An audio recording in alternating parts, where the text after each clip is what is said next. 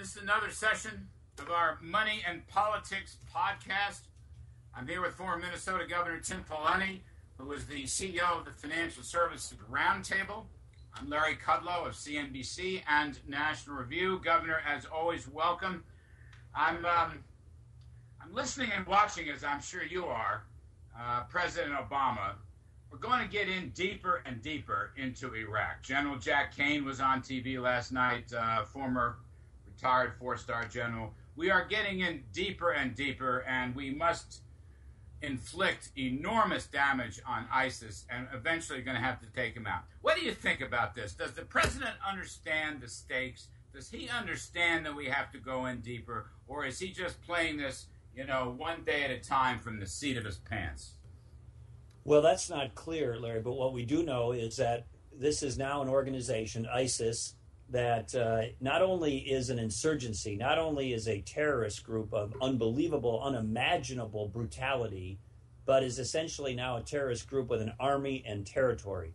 So if you are the President of the United States and you say we're not going to allow safe havens for that kind of dynamic to develop or exist, you have to address it. And I think the seeds of this may have been sown when this president, President Obama, drew the red line in Syria, told him you can't use chemical weapons. He didn't act. And then he additionally allowed Syria to deteriorate to a point where ISIS really got its legs and then obviously expanded into western and northwestern Iraq. But I think the answer to your question is this is a president who wanted to wind down the war in Iraq. He didn't try very hard or very successfully to get a residual forces agreement in place, which I think would have been a great help. And now we're where we are. And I think he's going to have to go in and take more dramatic action than a few of the airstrikes that you've seen on the news recently. Just a couple extra points on this. I agree with your narrative. First of all, the Wall Street Journal is reporting today in their own editorial page that we may have as many as 800 so-called boots on the ground. All right, that does not trouble me. I just want to put that in. We do what we must do to have a strong airstrike capability and also to protect our Kurdish allies.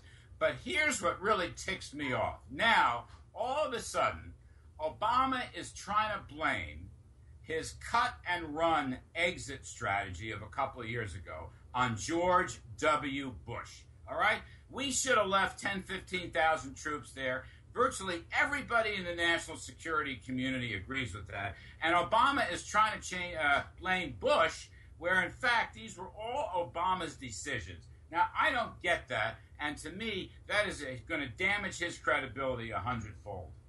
Well, when certain military leaders were doing the exercise of what size and nature of residual force should remain in Iraq, they did studies and reviews anywhere from 30,000 down to 15,000. They, by some accounts, didn't even seriously consider any scenarios below 15,000 because they thought there was no way, zero chance, the president would go to zero.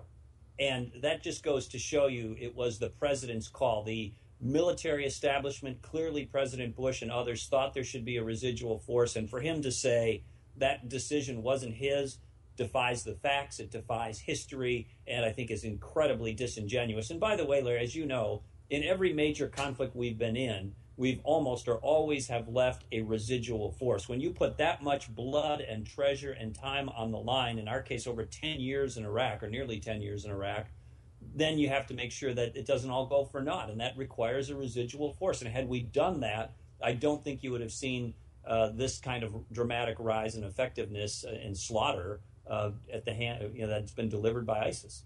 And we promised the Iraqi government, all right, whether or not Maliki is a good guy or a bad guy, everybody says he's a bad guy, fine. But we promised the Iraqi government a certain volume of airplanes and weaponry and, various defense operations, and we never delivered. And that was under Obama. Those promises were made earlier. Obama never delivered on them. So, we're the backbone, and the backbone is gone. And I think Obama's got to take 100% blame for this. And here's my real question to you, Governor Pawlenty. Hillary already took a whack at Obama for not helping the so-called moderate rebels in Syria. Don't you think she's now going to split with Obama on this Iraqi debacle and the Kurdish debacle and the ISIS debacle. She's going to split from him, isn't she? It looks like she's planting that seed. And when even Hillary Clinton is questioning the Syria strategy and the broader strategy in the Middle East, including, by the way, his, in her view, inadequate response to the situation in Libya, I think she is trying to create that distance that you've just described. She's going to have a problem, though, or a challenge within the Democratic primary because, right, as you know, the post-Iraq Democratic Party is very involvement in Iraq, anti-war. But, to her credit, she's calling out deficiencies in the president's decision-making, and she'll take some hits from that within her own party. But I think that takes some clarity of thought, and she's willing to put it out there, and I applaud her for that. Right. I give her credit for that, but you're right about the other part. She's going to take some hits from the left-wing anti-war part of the Democratic Party. There are already some commentators in the Democratic Party. I loved Holman Jenkins' article today in the Journal. Holman is a dear friend. He's a smart guy. You got these left-wing guys saying this is all about oil, okay? Oil. To me, that is utterly ludicrous. It has nothing to do with oil. And first of all, we are producing so much oil in the United States, it's coming out the gazoo, and we should be exporting oil and natural gas. What is this oil argument? This is something like, 30 years ago. Well, when you think about what's going on in Iraq and you think about where the Kurds are in the north and you think about the Sunni stronghold in the west and the mix in Baghdad and the Shia stronghold in the south, and the oil terminals, by the way, much of it are down in the south, although there's oil production up towards the Kurdish territory as well. Is oil a factor within the politics of Iraq? Of course. But to say that oil explains the tensions between historical, multi-century established tensions between the Sunnis, the Shia, and the Kurds really is, I think, incomplete as an analysis or misguided. These are deep historical, ethnic, religious, territorial disputes that predate the carbon economy of that region or the world. So I think that's just a false or red herring. All right, now I want to bring this home. We got a bunch of domestic politics to talk about. First of all, what is the Republican Party response to all this? What is the Republican position? And we hear Senator McCain, who's a hardliner, God bless him. We hear Lindsey Graham, who is Mr. McCain's handmaiden on these things. But I want to know, should the Republican Party take a hardline view that we should put troops on the ground, that we must have troops on the ground, that intelligence is not going to be enough, and that a successful bombing mission of ISIS is going to require far more personnel as well as material in order to do this right? Will the GOP go there? Do you think they will? They are at the moment not in unison going there. And by the way, let's be candid. There's a split in the Republican Party. You have a libertarian faction of the Republican Party that is less inclined towards engagement and intervention globally. That there's some of those leaders in that wing of the party are walking back some of those statements in light of recent developments. But there is a change in the Republican Party, part of it on these issues. I, for one, Larry, am somebody who believes America has a unique and exceptional role in the world, that we cannot ignore these problems because they will soon be visited on us. And when you look at the funding, the sophistication, the size of ISIS, and you said, if the president were to say we're not really going to tackle it now, and you allowed that to foment further, I think there's a high probability that that would manifest itself into major problems for our friends in the region and in the not too distant future for the United States and the homeland directly. I think this threat needs to be confronted. I think the Republican Party should do that. But to answer your question, the Republican Party is split and muted. Some aspects of the party are split and muted on this point. Right. This is a big issue. This is something that's going to be very big. And it's You're unpopular. Right. It's unpopular, Larry. Let's face it. The country is tired of war. They don't want it. They don't want to see ISIS run free in Iraq, but they also are against, going back and having further intervention. So this is going to take leadership. It's going to take people who are willing to take a hit politically. It's going to take people who are willing to do things that are politically unpopular. And those are in short supply in this town. Because they're going to come after us. If we give Condoleezza Rice told me this. I had an hour meeting with her 3-4 weeks ago. I was out at the Hoover Institute being a media fellow for a week, and she was so clear. She said, if we let ISIS keep that real estate, they're going to use it, among other things, as a planning and training facility, and they're coming after us. And I think if Republicans don't come out and say that, then they're missing the boat. I know it's unpopular, okay? But it's also the middle of 2014. We got a long ways to go here. Somebody's got to say that. Somebody's got to say they're going to come after us, and we got to do something about it. And Obama and the Obama Democrats don't have the backbone to do it, Tim. I think that's the problem. I agree. They don't have the stomach for it, and we need to have people rise up and take the position that you just articulated. You hit the nail right on the head. And by the way, ISIS itself says, we're coming for you, America. They've got that on video, and they've declared part of their future mission is to come after us in the homeland. I mean, I got to tell you, I have some sympathy with Rand Paul. Okay, first of all, I like the guy. Second of all, I agree with much of what he says about domestic and economic policies. But like a lot of people, I'm sick of fighting in Iraq. I'm sick of fighting in Afghanistan. I'm sick of all that. But this, to me, is just too important. This is national security. This is a lot closer. This is a lot closer to us than most people realize. I will also say you said something earlier that's worth repeating and camping on a little bit, and that is Maliki. It turned out to be a bad dude. He was somebody who was trying to have a Shia only or Shia dominated government, and he disenfranchised the Sunnis and to some extent the Kurds. So he sowed the seeds of some of this himself. But I have to say this, Larry, when we had more leverage over him before the very end, we should have used that leverage when he needed the United States even more to force him to have a different type of government or pressure him to have a different type of government. We lost leverage over him, but that was a missed opportunity. I think in the 2007, 8, 9 timeframe, that's when we should have put the screws to Maliki and tried to avoid some of this problem. All right. Again, let's stay with domestic politics. Good story in the New York Times. Heaven forbid that I should say such a thing, but sometimes they have very good stories.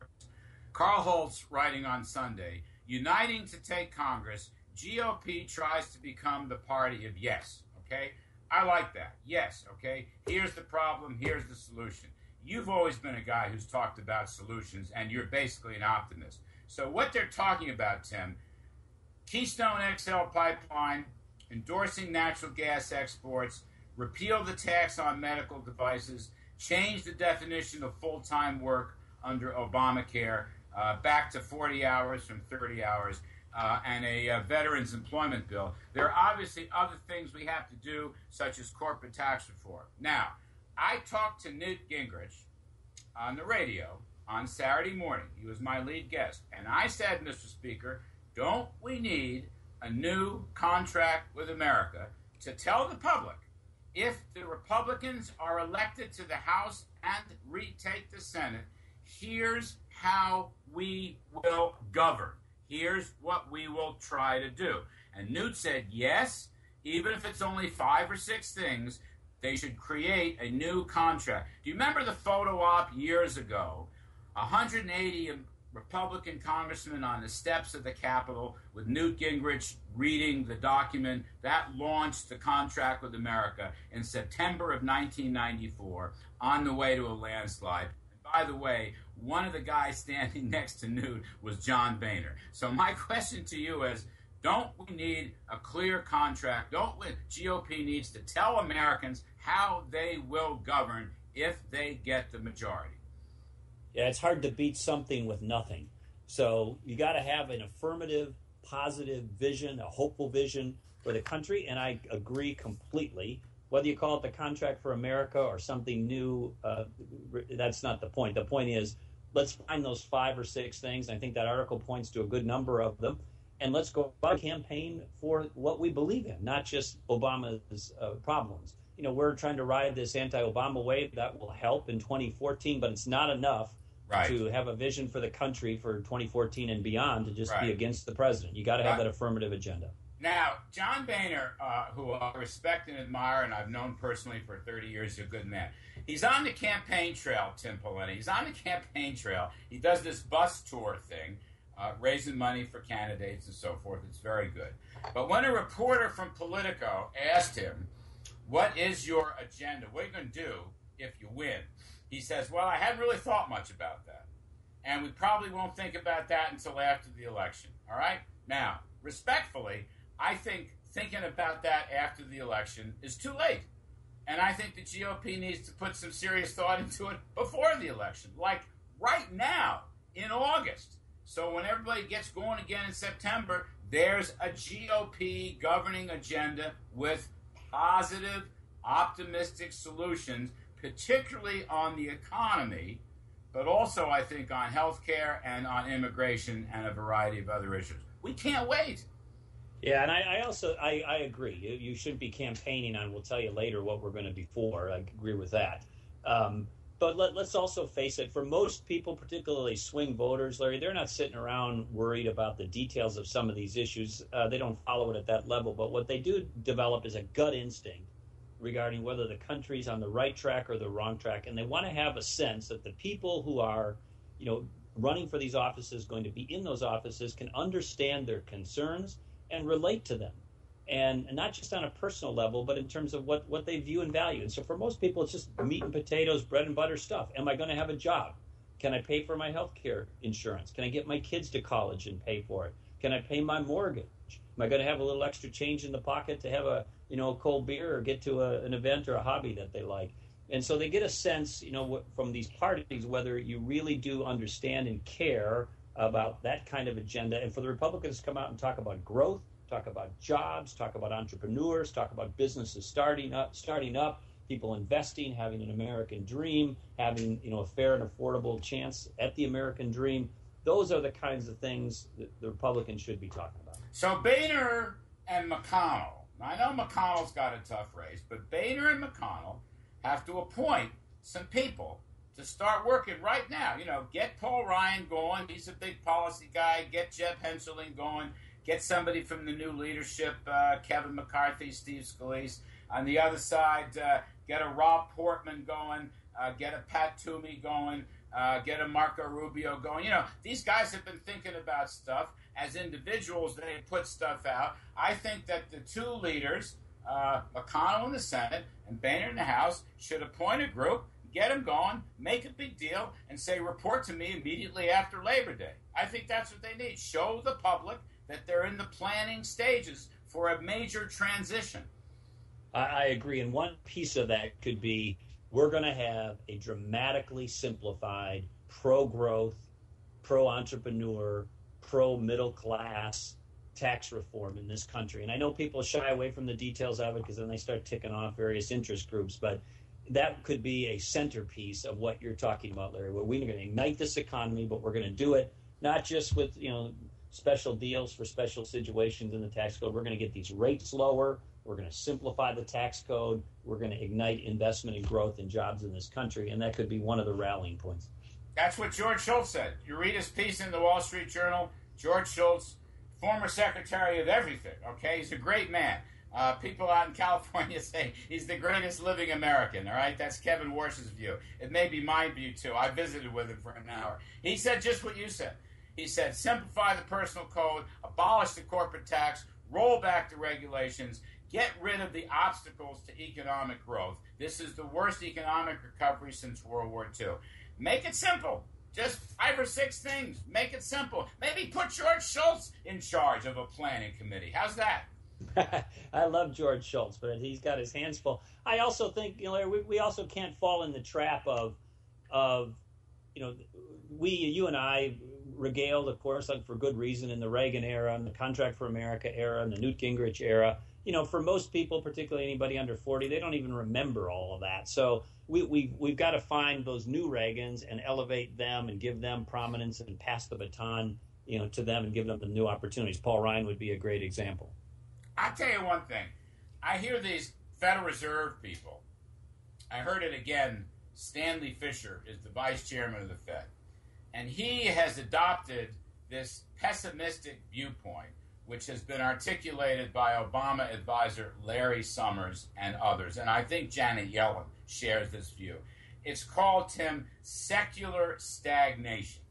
Blah, blah, blah, blah. and they're blaming it on interest rates, which they think should be lower. They want negative interest rates to promote demand. They want more government spending to promote demand and improve the labor markets. I think that's a lot of bunk. I think that's just a policy failure on their part. What we need to do in the Republican Party is remove the blocks, remove the obstructions to growth, which is taxes and regulations and spending and Obamacare. That's all it is. Remove the obstacles to growth and we'll get growth. What's so hard about that? To me, that's a nice, simple, clear message. Well, as you know, 70% of the job growth in this country comes from small and medium-sized businesses. If you go ask those leaders, there's a clear, consistent pattern of what they want. They say, essentially, get the government off my back. And whether it's taxes, whether it's regulation, whether it's impediments to their ability to form and deploy capital and grow jobs and grow their business, that's the key thing. And let's face it, we've got about, 3 to 5% of the people in the country who are in that entrepreneurial small business group. If we can get that doubled to 6 or 7 or 8%, we're going to have a dramatically growing economy and dramatically growing jobs. But not many small business leaders and entrepreneurs say, you know what we need? We need another government stimulus program, right, or we need the government to manipulate the economy in some additional way. They never say that. So the folks who are making those kind of statements are so detached from the reality of private markets, it's stunning. And one last one on this point of overregulation. Dodd-Frank, which, as you know, I don't even think it's halfway implemented, but there's a big story in the paper today how the repurchase market, the overnight lending market between banks and financial institutions, is breaking down. Why is it breaking down? Because they're worried about Dodd-Frank. They're worried about capital requirements. They're worried about liquidity ratios. They're just plain worried. And all of a sudden, the very guts of the U.S. financial system that finances day-to-day operations is being damaged by overregulations. This is something that should be cleared up. Well, and I think it might be. If the Republicans take control of the House and keep the House and get the Senate, they're going to make adjustments to Dodd-Frank. Dodd-Frank isn't going to be repealed, Larry, but it could be reformed and improved.